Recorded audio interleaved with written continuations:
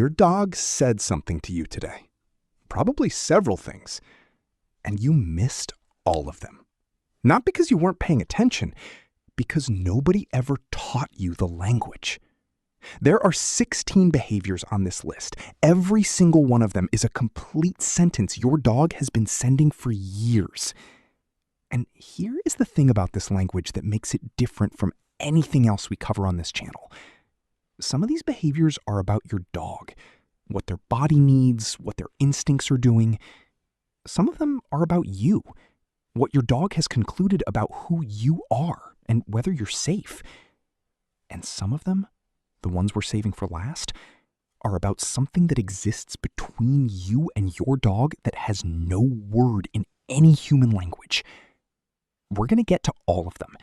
But first, I need to give you the ones that most owners get completely wrong. Because misunderstanding them doesn't just mean missing a message. It means responding in ways that genuinely damage the relationship.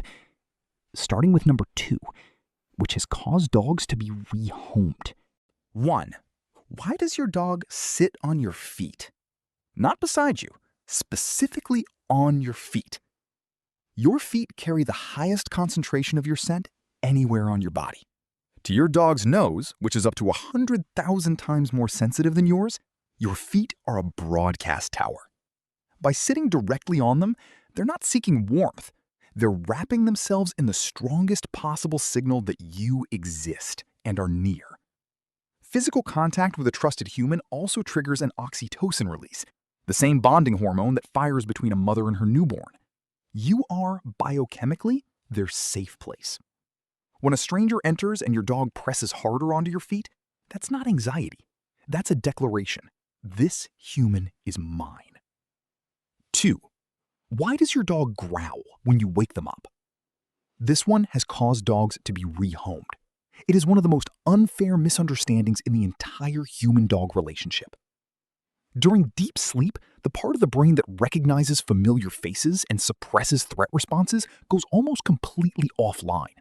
When a sleeping dog is touched without warning, the brainstem fires before the conscious mind wakes up. That growl is not directed at you. Your dog doesn't even know it's you yet. 2 seconds later, watch. The tail starts moving, the eyes soften, the dog nudges you.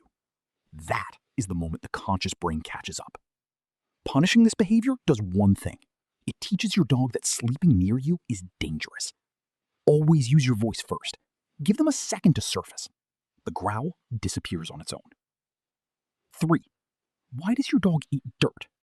This one is going to make you rethink your dog's entire diet. Geophagy, the deliberate consumption of soil, is documented in wolves, elephants, gorillas, and dozens of other species. It is not random. Soil contains iron, zinc, magnesium, and calcium, minerals frequently absent or insufficient in commercial dog food. Clay-rich soil has natural detoxifying properties that bind to gastrointestinal irritants the same way activated charcoal does. Pregnant dogs chew walls because the calcium in plaster targets a real physiological deficit. Get blood work done before you correct this behavior. If the mineral panel comes back normal, then it becomes an enrichment conversation. But assume nutrition first. 4. Why does your dog sneeze during play? That sneeze mid-wrestle is not a coincidence. Ethologists call it a metasignal, a real-time communication overlay that reframes everything happening in that moment. The translation? Everything I'm doing right now, the growling, the biting, the intensity, it's play. We're still good. Without this signal, high arousal play can tip into genuine conflict. The sneeze is the reset cue. Dogs who use it frequently are, according to behavioral research, typically more socially intelligent and better at maintaining long-term relationships. Try sneezing back. Watch what your dog does. 5. Why will your dog only eat when you're in the room? The food has been there for an hour. They're clearly hungry.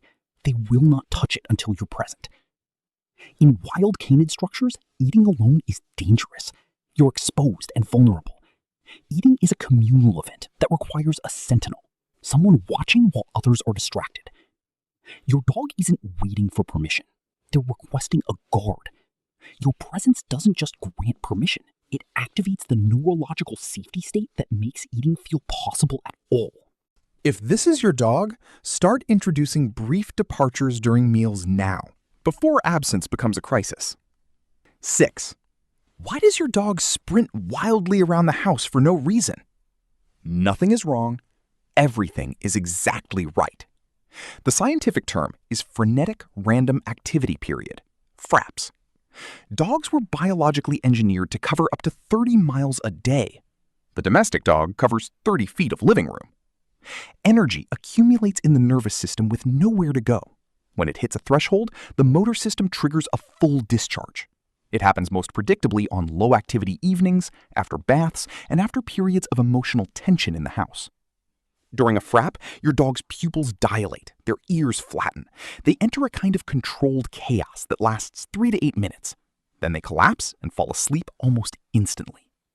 This is a regulatory reset. It is healthy. Your only job is moving the breakable things. Those 6 behaviors are about your dog's body, what it needs, what it's doing, what it's trying to correct. But the next 5 are in a different category entirely, because they're not really about your dog at all. They're about you and what your dog has concluded about you. 7. Why does your dog hide treats under your pillow? Your bed holds the highest concentration of your scent in the entire house. To your dog's olfactory system, it is the most heavily claimed, most protected territory you own. By dog logic, it is the most secure location for storing anything valuable. The hoarding instinct is ancient. Food availability in the wild is unpredictable. Competition is real. This behavior persists in dogs that have never gone hungry a single day in their lives because instinct does not wait for necessity. The forgetting is also real. Spatial memory for cache locations in dogs is inconsistent. Your dog may genuinely have no idea there's something fossilized between your mattress and the wall right now. Regular inspections? No punishment. 8. Why does your dog whimper when you cry? In 2018, researchers at the University of London published findings confirming something dog owners had always known, but science had struggled to prove. Dogs respond to human emotional distress with what the study called empathic concern, not learned association, something functionally similar to compassion. When you cry, 3 things change simultaneously that your dog detects immediately: your breathing pattern, your heart rate, and your body chemistry. The hormonal signature of your tears shifts in ways your dog's nose reads as a distress signal. They don't understand the source of your pain, but they feel the weight of it. The whimper you hear is their own distress response, triggered directly by yours. Some dogs lick your face. Some bring you objects, because bringing resources is their crisis response. Some just press their body against you and stay completely still. Different dialects, same sentence. I'm here. I feel it too. 9. Why does your dog lie on your suitcase? Your dog has made one of the most precise associative connections in their entire behavioral repertoire. Suitcase equals your disappearance. The moment that luggage appears, their entire strategy shifts. Lying on it is not dramatic, it is logical. If the suitcase cannot be packed, the departure cannot happen. Given the tools available, it is an elegant solution. The secondary behavior, pressing their body into your clothes, your shoes, anything you're packing, is olfactory marking in both directions simultaneously. Their scent on your things, your scent deeper into their coat. It's preparation for absence, a biochemical version of holding on. Dogs that escalate to hiding your keys or urinating on your luggage are not acting out of spite. They are in genuine panic. That behavior deserves compassion, not punishment, and a real desensitization protocol. 10. Why does your dog lick the air? Dogs have an organ humans don't have, the vomeronasal organ in the roof of the mouth.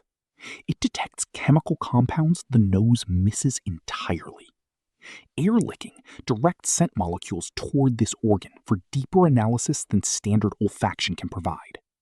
Think of it as switching from standard to high-definition sensory processing. One or two air licks near something interesting? Pure curiosity.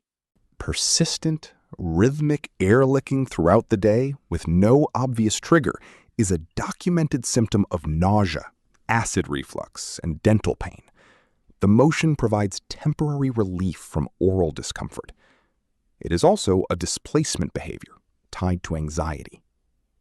1 air lick? Curiosity. 10 air licks in an hour?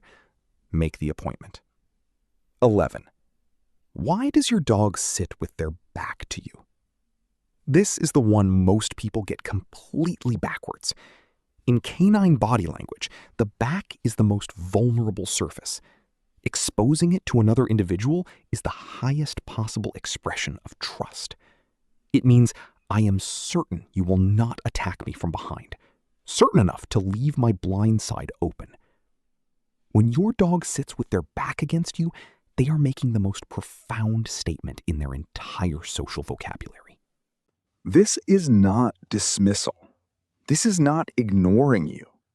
This is, I trust you completely. The secondary layer, by facing outward while their back is against you, your dog is performing active protective surveillance on your behalf. They are watching the room so you don't have to. The unspoken agreement, you cover my back, I cover your front. A dog that never turns their back to you is a dog still watching you. Trust hasn't arrived yet. When it finally does, you'll recognize it. Every behavior in that layer was your dog telling you something about who you are to them, what you mean, what your absence costs, what your presence provides. But the last 5 behaviors are in a category I want you to prepare for, because they're not about your dog's needs, and they're not about what they think of you. They're about what the two of you have built together. And some of them are going to be hard to finish watching without feeling something. 12. Why does your dog steal food off the table? Here's the uncomfortable truth. From your dog's perspective, they did nothing wrong. Canine moral reasoning around food does not include property ownership. In pack feeding dynamics, food belongs to whoever is actively defending it. Unguarded plate? No growling. No hovering. By every rule your dog operates under, that food was available. The guilt you see afterward is not remorse. It's fear of your reaction. Your dog has learned that after certain sequences of events, you become frightening.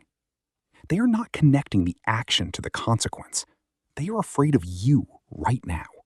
Punishing after the fact does one thing. It makes your dog afraid of you for reasons they cannot understand. Real-time correction or management are the only tools that actually work. 13. Why does your dog howl when left alone? The howl is not sadness. It is an emergency signal.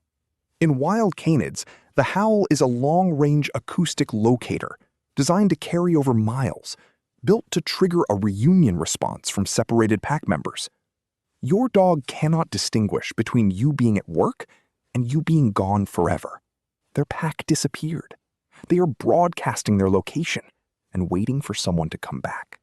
Research using audio monitoring shows that separation howling peaks in the first 15 to 20 minutes, then gradually subsides. This means the behavior is front-loaded, and it is highly treatable. Gradual desensitization, building tolerance for solitude through incremental exposure, resolves this in the majority of cases. Start with 2 minutes. Return before the anxiety peaks. Build slowly. Punishment makes it worse every single time. 14. Why does your dog shake toys violently? That lateral snap, the violent side-to-side shake, is the terminal kill sequence used on small prey animals in the wild. A single well-executed cervical shake ruptures the spinal cord of a rat or rabbit. This motor pattern is hardwired into the canine nervous system, at a level that bypasses conscious decision-making entirely. The squeak activates it even deeper. It mimics the sound of distressed prey, which signals to your dog's nervous system that the behavior is working. The toss and recapture that follows simulates escape and pursuit.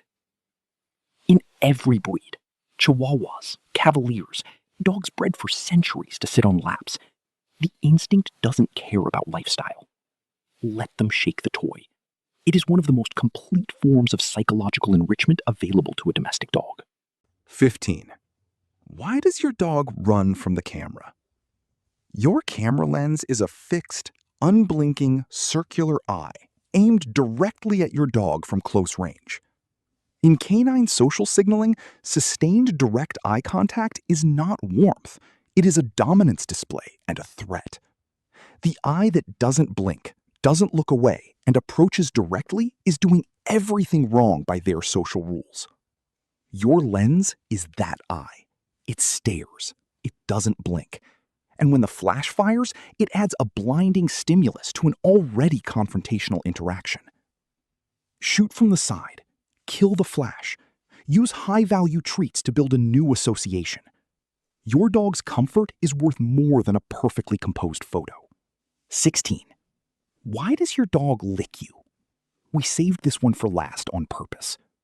Allogrooming, mutual grooming between social animals, is one of the primary mechanisms by which mammalian bonds are formed and maintained. It starts in the first hours of life. The mother licks the puppy to stimulate breathing, to circulate blood, to signal safety. That association, licking equals the safest, most loved moment of existence, is formed before the puppy's eyes even open. It never goes away. When your dog licks you, they are drawing on that foundational memory. They are grooming a member of their social group, creating a shared scent profile, marking you as belonging to the same unit as them. The targeting matters. Face licking after a separation is decontamination, removing the unfamiliar scents you picked up while away. Persistent licking of a specific area on your body is active medical assessment. Dogs have been documented detecting early-stage cancers and diabetic episodes through what began as what looked like simple affection. And that puppy behavior, licking the mother's muzzle to request food and comfort, that persists in adult dogs too. When your dog licks your face, they are treating you as the most important figure in their world, the one they came from, the one they return to.